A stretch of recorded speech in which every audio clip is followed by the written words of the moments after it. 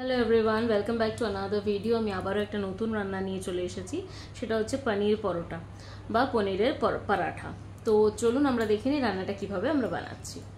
পনির পরোটা বানাতে প্রথমে আমাদের লাগছে পনির। এটা 300 গ্রাম পনির আছে, বড় চামচের 1 চামচ কসুরি মেথি, একটা মিডিয়াম সাইজের পেঁয়াজ কুচি, একটা লঙ্কা কুচি, একটা আলু সেদ্ধ করে রাখা, আর আটা।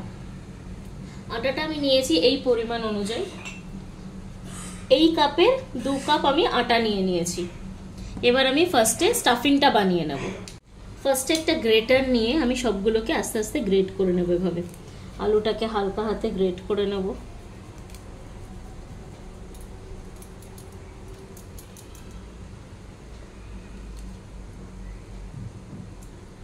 এইভাবে আমি সব আলুটাকে, একটা আলু পুরো গ্রেট করে নেব।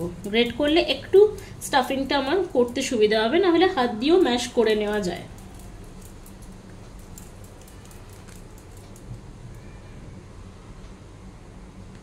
আলুটা আমার গ্রেট করা হয়ে গেছে। এবার আমি একইভাবে পনিরটাকে গ্রেট করব। একদম হালকা হাতে আমি গ্রেট করে নেব।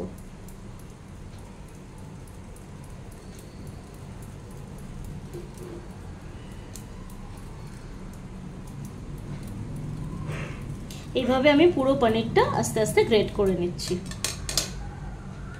পনিরটা আমার গ্রেট করা হয়ে গেছে। আমি বাকি ইনগ্রিডিয়েন্টসগুলো মিশিয়ে নিচ্ছি।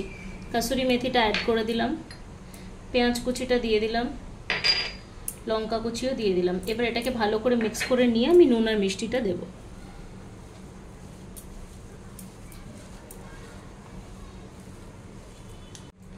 তো আমি এগুলো সব ভালো করে মিশিয়ে নিয়েছি। এবার আমি এখানে একটা আমার স্পেশাল একটা টাচ দিচ্ছি, এটা অপশনাল, আপনারা নাও অ্যাড করতে পারেন। চিজ একটা কিউব গ্রেট করে দেব, এতে টেস্টটা এনহ্যান্স হয়ে যাবে। তো আমি এই কিউবটা পুরো গ্রেট করে দিচ্ছি। এত নরম, এটা হালকা হালকা ভেঙেই যাচ্ছে অলমোস্ট।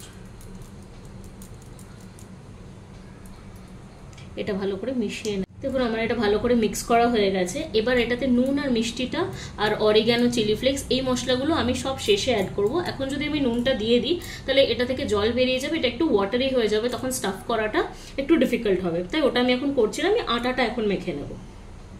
আটার মধ্যে আমি একটুখানি নুন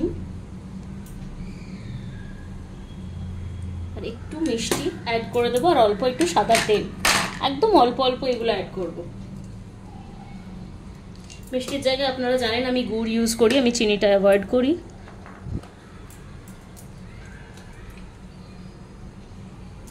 আর এই চামচের 1 চামচ সাদা তেল দিলাম। এবার এটা ভালো করে আগে মিশিয়ে নেব, তারপর জল দিয়ে পরোটার ডোটা তৈরি করব। তো এটা আমি ভালো করে মিশিয়ে নিচ্ছি।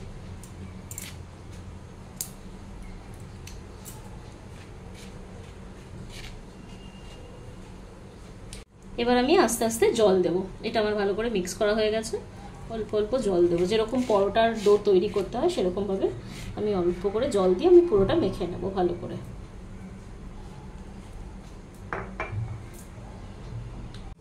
আমার আটাটা ভালো মতো মাখা হয়ে গেছে, একটা সফট ডো আমি তৈরি করে নিয়েছি। এবার আমি কি করব, পনিরের স্টাফিংটাতে নুন, মিষ্টি এগুলো অ্যাড করে দেবো, আর যা যা মশলা অ্যাড করার আছে সেগুলো আমি অ্যাড করে দেবো। ফার্স্টেই আমি নুনটা দিয়ে দিচ্ছি।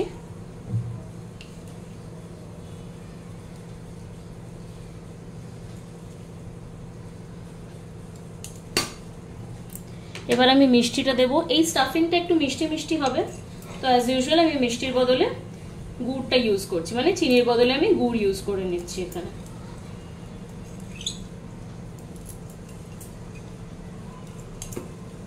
এবার আমি দেব অরিগ্যানো আর অল্প একটু চিলি ফ্লেক্স। তো আমি অরিগ্যানো দিয়ে দিচ্ছি।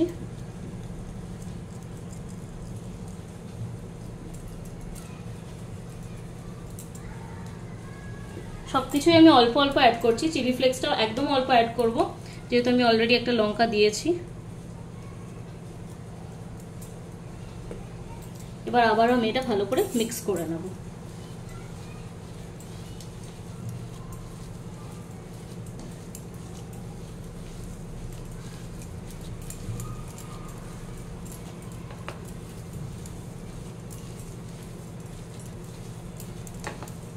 তো পনির পরাঠা স্টাফিংটাও আমার রেডি হয়ে গেল। সবগুলো একসাথে মিক্স করে নেওয়ার পর এবার আমি স্টাফিংগুলোকে যতটা স্টাফ করব সেটাকে একটা বলের মতন বানিয়ে রাখবো। তো এই এতটা মতন আমি স্টাফ করব, তাই একটা একটা করে এরকম বলগুলো আমি বানিয়ে ফার্স্টে সরিয়ে রাখছি, তাতে আমার যখন স্টাফটা আমি করব পরোটার মধ্যে সেটা আমার সুবিধে হবে। সবগুলো বলগুলো আমার বানানো হয়ে গেছে, এবার আমি ডোটাতে স্টাফিংটা করব, সেটা আমি দেখিয়ে দিচ্ছি। এবার আমি ডোটা থেকে একটা লই মতন নিয়ে নিয়েছি, দিয়ে সেটাকে আগে ভালো করে গোল করে নেব, শেপটা দিয়ে নেব ভালো করে। আর তার আগে আমি একটা জায়গায় শুকনো আটা নিয়ে নিয়েছি,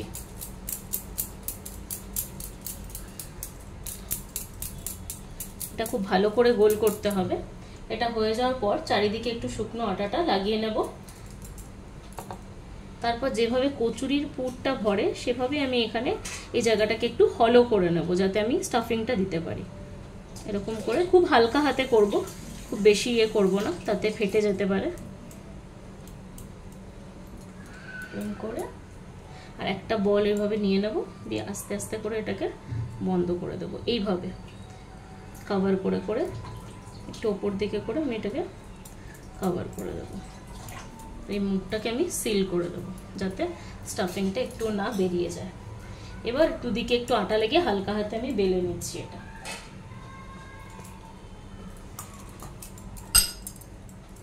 একদম হালকা হাতে বেলতে হবে, না হলে কিন্তু এটা ফেটে যাওয়ার চান্স আছে।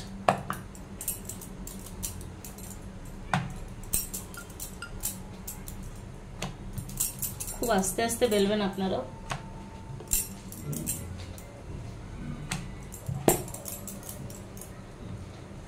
খুব বেশি বড় আমি করব না, তাহলে কিন্তু ফেটে যাবে।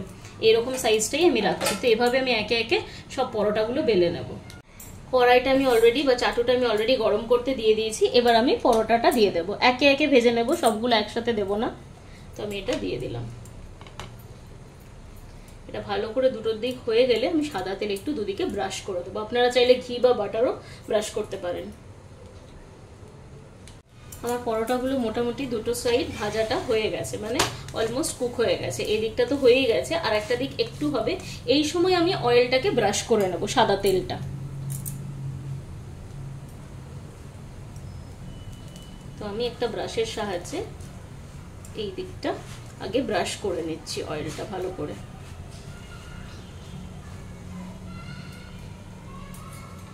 এবার এটা একটু ফ্লিপ করে দেব, তখন আমি আরেকটা দিকে একটু ব্রাশ করে নেব।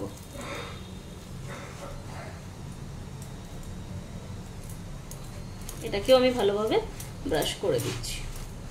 আপনারা চাইলে অনেকটা বেশি তেলেও ভাজতে পারেন, বাট আমি এটা ব্রাশ করে করছি। এটাতেও খুব টেস্টি হয় খেতে, টেস্টে কোনো ডিফারেন্স হয় না। তো এইভাবে আমি একে একে পরোটাগুলো ভেজে নেব। এটা আরেকটু কড়া করব, তারপর আমি গ্যাসটা অফ করে দেবো বা অন্যটা ভেজে নেব। পরোটাটা আমার রেডি হয়ে গেছে।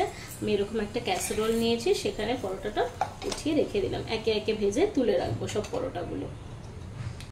আমার পনির পরোটাগুলো একদম রেডি হয়ে গেছে। এটা আচার, চাটনি বা সসের সাথে আপনারা এনজয় করতে পারেন। এটার সাথে কোনো তরকারি কিছু লাগবে না। আপনারা দেখলেন আমি রান্নাটা কিভাবে বানালাম। আপনারাও বাড়িতে সবাই এভাবে ট্রাই করবেন। ব্রেকফাস্ট, ডিনার আইটেম হিসেবে বা অফিস স্কুলের জন্য টিফিন হিসেবেও খুব ভালো একটা আইটেম। তো অবশ্যই আমাকে কমেন্ট করে জানাবেন রান্নাটা আপনাদের কেমন লাগলো। আর আমার চ্যানেলটাকে লাইক করবেন, শেয়ার করবেন, সাবস্ক্রাইব করবেন, আর নিজের ফ্রেন্ডস আর রিলেটিভসের মধ্যে অনেক বেশি করে শেয়ার করে দেবেন। সবাই খুব ভালো থাকবেন, সুস্থ থাকবেন। Bye bye.